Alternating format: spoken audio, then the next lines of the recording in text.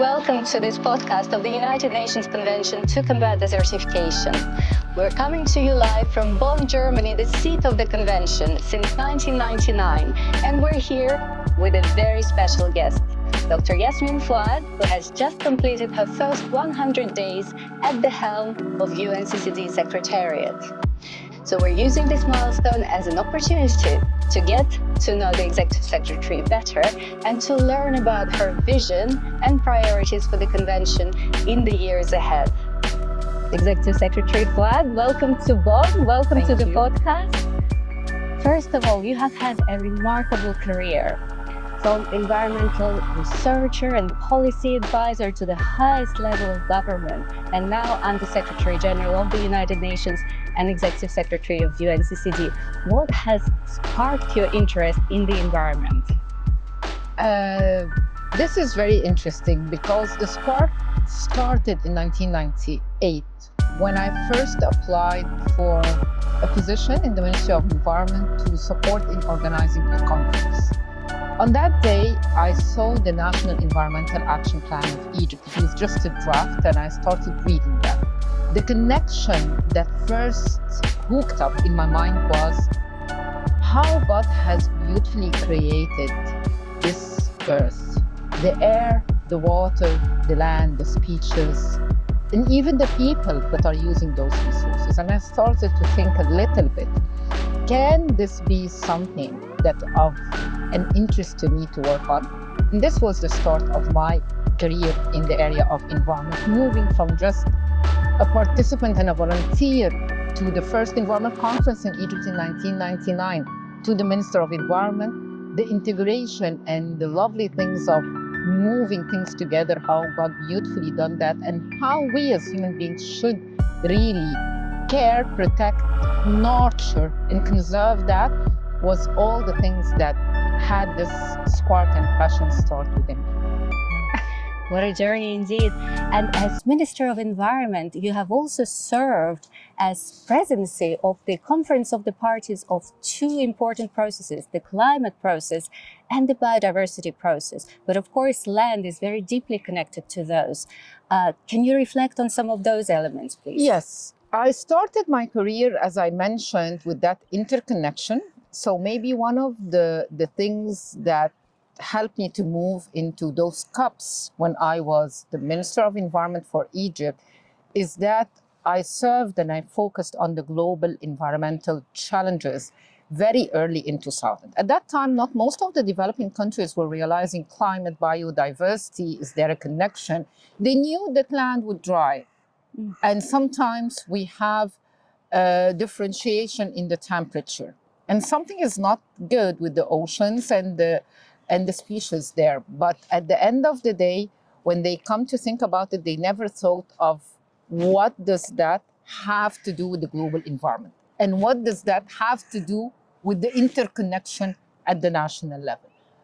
I was blessed, I have to admit, because in 2000, I was mentored by the great Dr. Mustafa Kemal Turba, who was the reason why those conventions came to birth. And 8 years of my life, I was working under his supervision in what we call the Global Environment Facility National Steering Committee. This is where the connection of the things came up.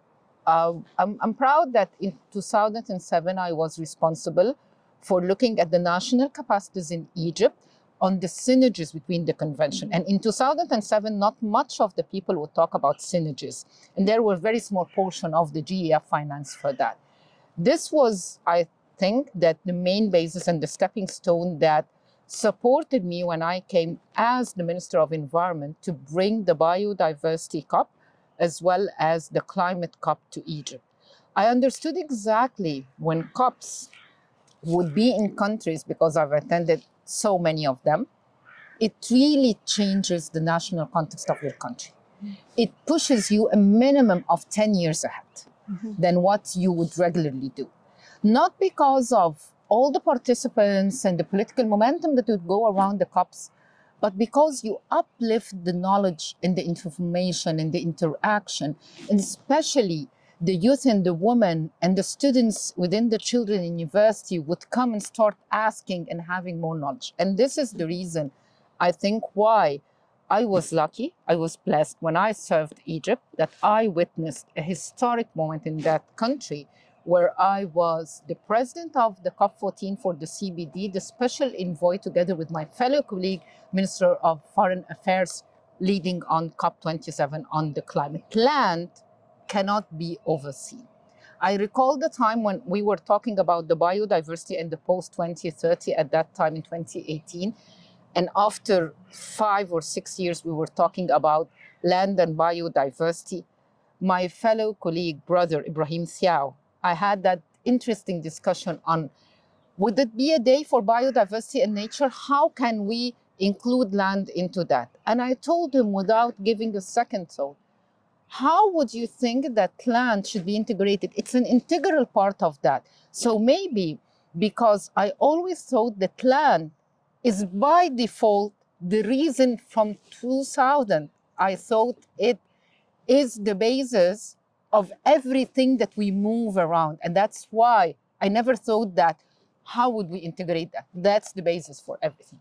And is this what motivated you to really take on this role at the UNCCD, one of the three sisters, of course, Yeah. the Rio Conventions? Although, you know, I was never a negotiator for the UNCCD, but I felt that I want to submit for that job maybe for three specific reasons.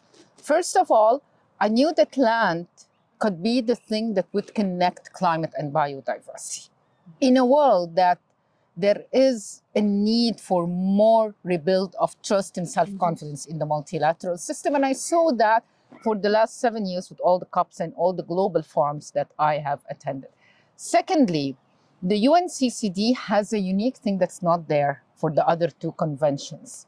Not because I am the executive secretary, so I'm biased, but I should be biased now, that the global mechanism that is there as an implementing arm adds a good opportunity for the CCD to make things happen, instead of just having the intergovernmental and the negotiation process. That, the third thing that I believe was really important when I submitted to the job, I hope I can bring that multilateral intergovernmental process into the real action on the ground for the people by having the global mechanism integrated within our system. And that is the added value and the unique value of the CCD other than the other two sister conventions.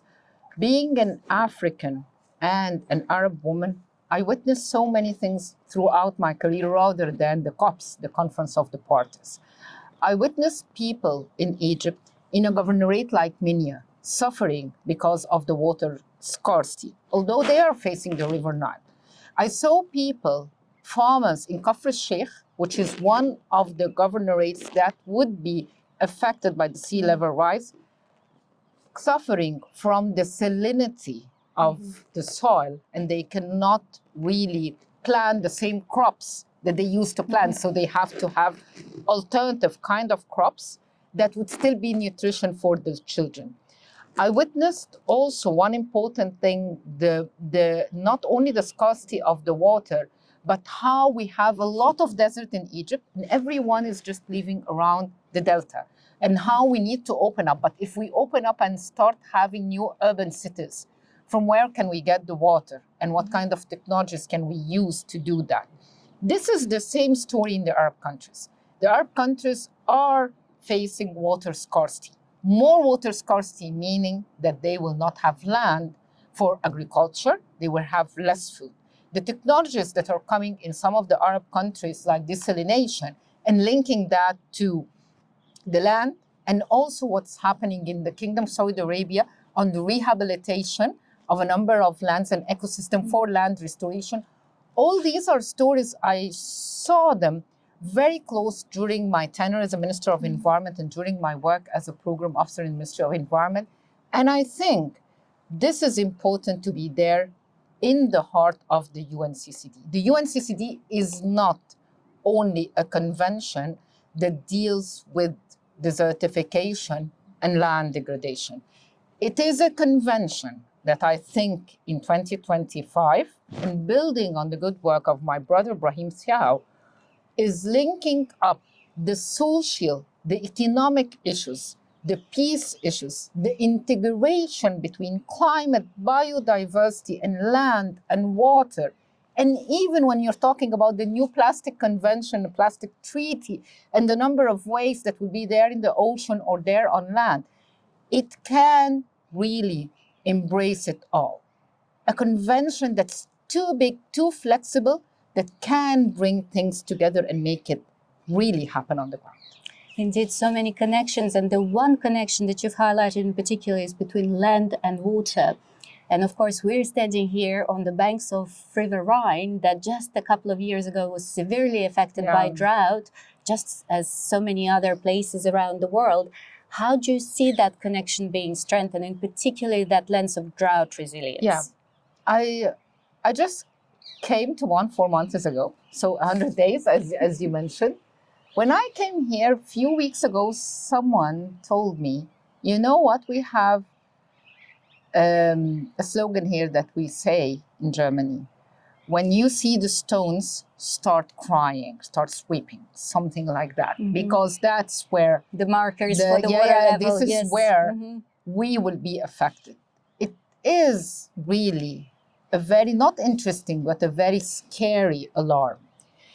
When we dealt long time ago with extreme weather events like floods, like heat waves, people had related that under the disaster and how can we react and prepare. With the drought, I think, is very much now related to the sea level rise. The sea level rise, they always say you cannot see that happening frequently. It accumulates over years, okay? Drought is the same. 10 years ago, when the scientists started to talk about drought within the UNCCD, nobody was listening to them. But now you can see the rate is happening frequently, rapidly, and prolonged. And does not really differentiate now between the global north and the global south.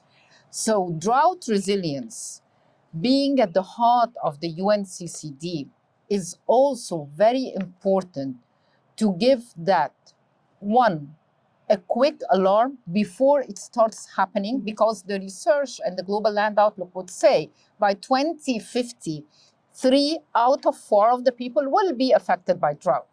And we don't need to wait till 2050. And that's why the success of COP16 came with maybe not a drought decision, but came with the Riyadh Global Drought Resilience Partnership, in order to say to the world, let us move and support the most vulnerable.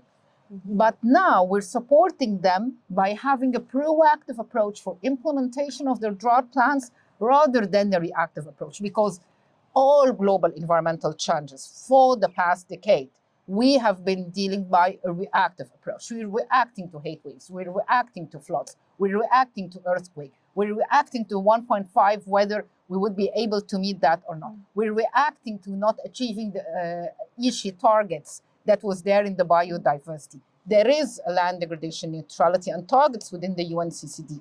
But now we're coming and saying to the world, no, it's not only about the voluntary target, it's about the action and the money that we need to have now to have a proactive approach. Indeed, investing in resilience as a strategy for survival, ultimately for us as humanity. And indeed, one of the peculiarities and special things about UNCCD is its people-centered approach. Yeah.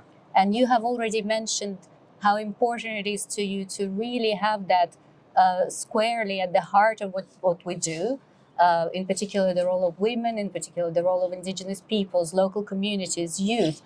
How do you see some of the latest developments in the UNCCD process with the establishment of the caucuses for indigenous peoples and local communities, the continuation of the gender caucus? How do you see this going forward? I see this actually as a good starting point within the intergovernmental process, having both the indigenous people and the local community and the gender caucus. I saw also the lovely campaign that you've done on Her Land, Her Right. And I think that we need to do more on that.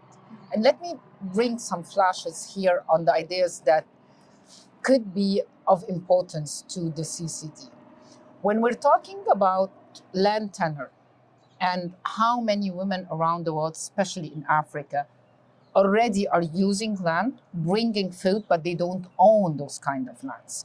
When we're talking about the communities that are most affected by drought or by high level of temperature that they cannot no more really plant the same crops that they used to plant each year. At the heart of that discussion, I'd like to convert it to a different thing, that those local communities and women with their traditional knowledge can give us the most simple, quickest solutions in order to restore land or to prevent degradation of lands that are not already degraded. And from that perspective, I think that one big part of what we are going to do from Riyadh to Ulaanbaatar as we're going to COP17 is to do that focus on where are the success stories from women around the world giving those positive messages. They have the solutions. Instead of putting the narrative in, they need the right. Yes, they need the right and they need to own the land. But let us have that discussion. Another discussion that could be maybe interesting and a little different is to have the men that would speak for the rights of the woman, how they see the woman as the breadwinner in different communities. And we need to make sure here in that discussion, and that's why during the CRIC that will take place in Panama, we will have the consultation on indigenous people, and hopefully we'll have also the local community. I'm planning to having that discussion from different sectors around the world. One of the things that we need to keep pushing is not only focusing on one or two regions, but bringing the stories from around the globe.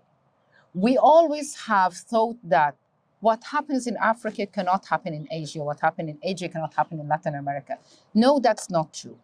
The good part of connecting land stories is those women that are on the ground that had succeeded with their knowledge, with their understanding of the weather to deal with issues related to land and resilience and adaptation.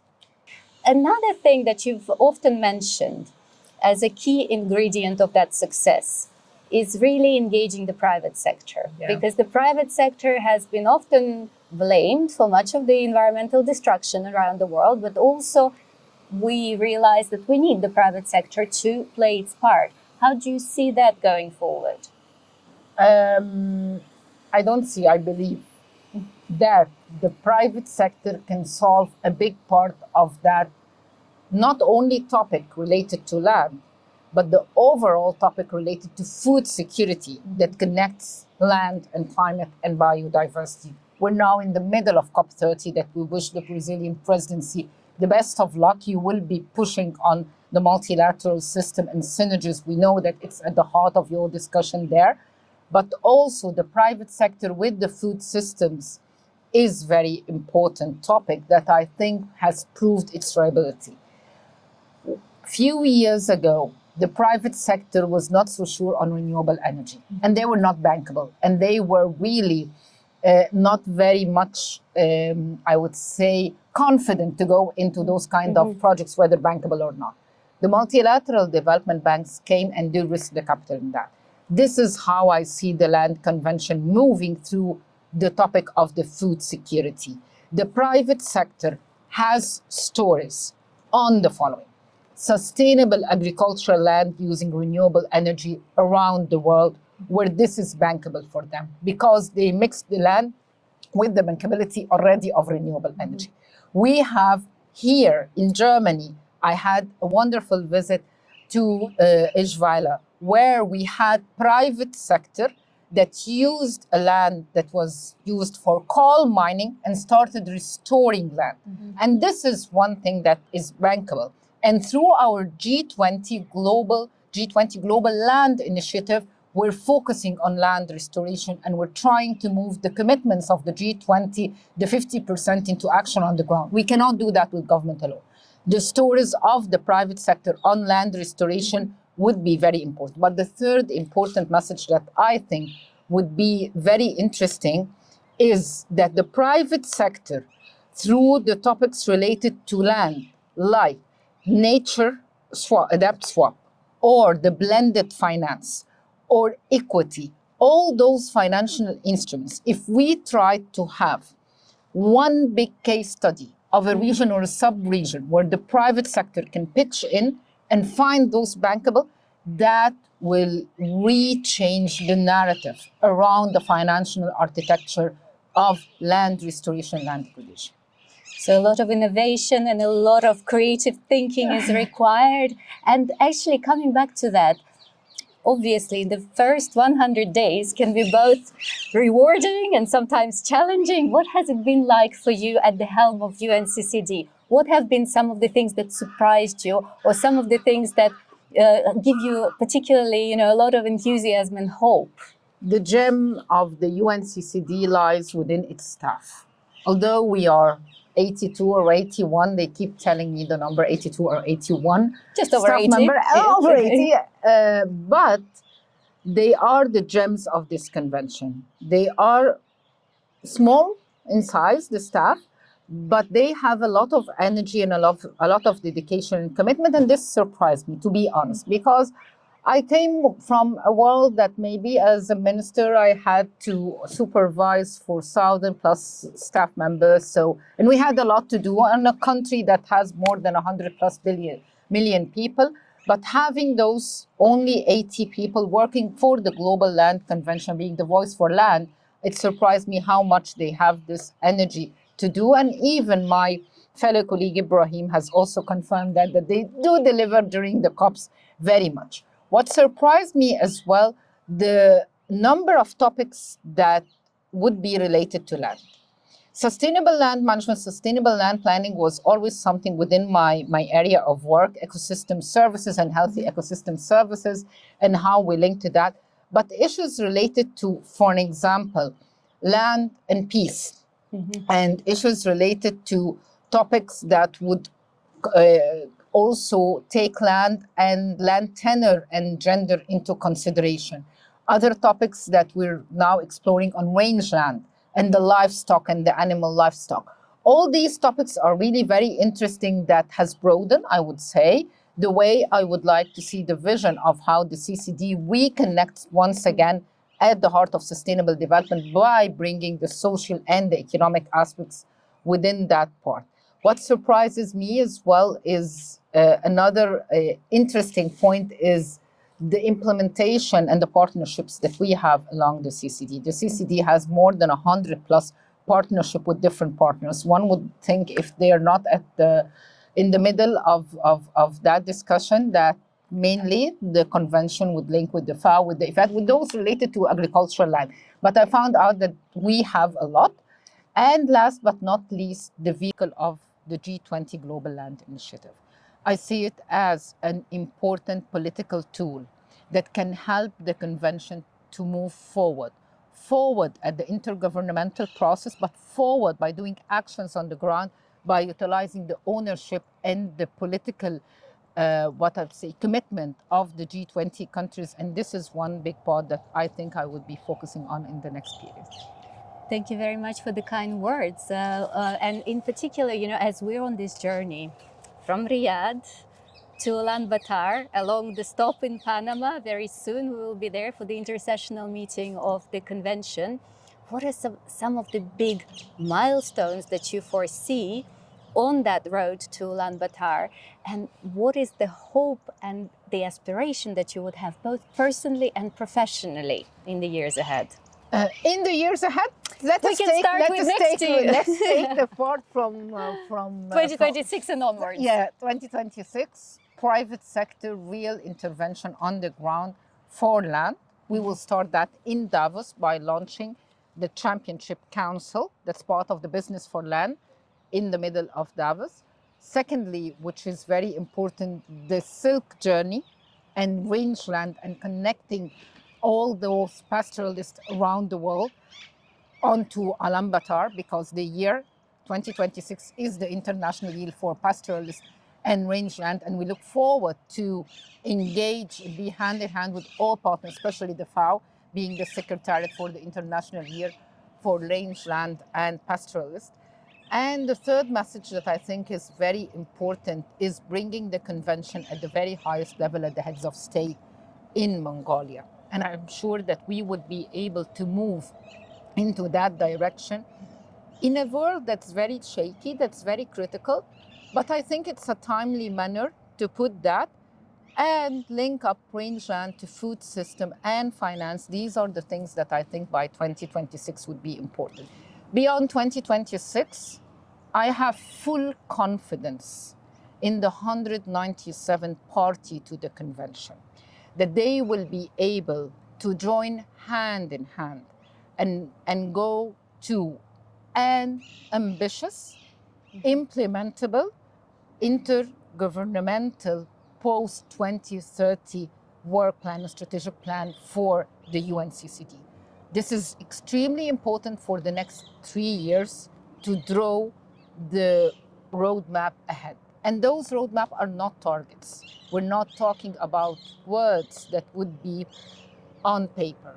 What I see are parties that are committed to the issues of land, and I promise that me as the executive secretary for the convention, together with each and every single colleague, that we will be up to that challenge. We will bring to the world at the end an ambitious yet implementable new roadmap for the post-2030 with a new financial architecture that would be doable and will speed up the process for further land restoration and stopping land degradation. You know, sustainability and environment for me is not a job. I feel everything that I do literally. The day I stop feeling that thing inside me is the day that I will not be able to come to work. And that has been the case for the last 26 years. I'm proud that I'm in this convention, not because of how much I will be serving the people and will be very much near the people, but also that I think that there is a universal mission that each one of us should be delivering. And that universal mission is to protect the most beautiful and the one and only planet that we have, that God created for us beautifully. And we need to really make something out of that. That's the passion, and that's the thing that makes me wake up every morning to do that. Thank you very much, Dr. Yasmine Fouad, Executive Secretary of UNCCD, Under Secretary General of the United Nations. Thank you for sharing your passion, for your commitment, and for inspiring us to go further. And we're really looking forward to 2026 and beyond. Thank you. Thank you, Zenia. Thank you.